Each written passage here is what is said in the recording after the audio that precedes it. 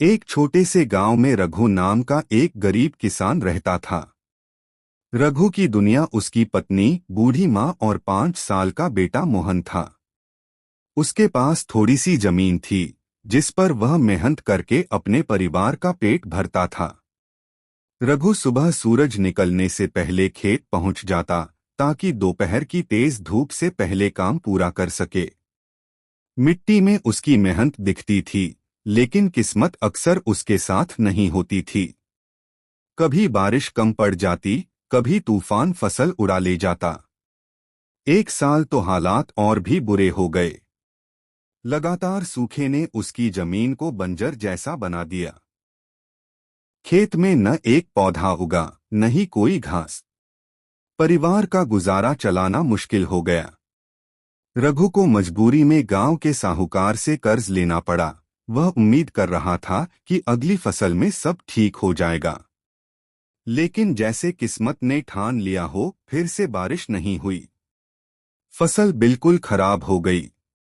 घर में खाने तक का सामान नहीं बचा।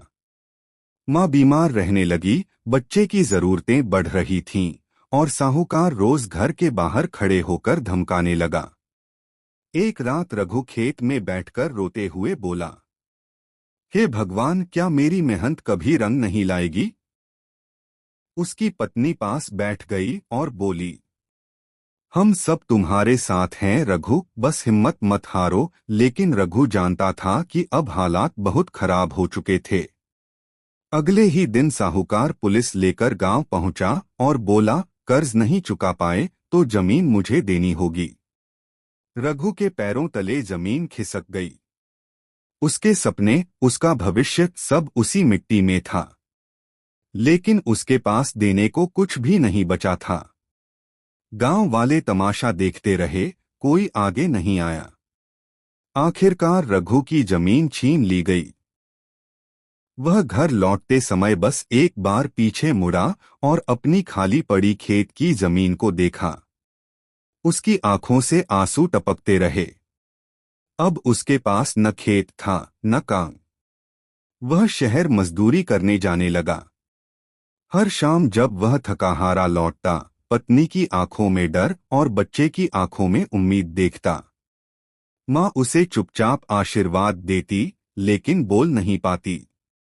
एक रात मोहन बोला, बाबा, जब हमारे खेत में फिर से फसल उगेगी तब मैं आपके साथ खेलूंगा।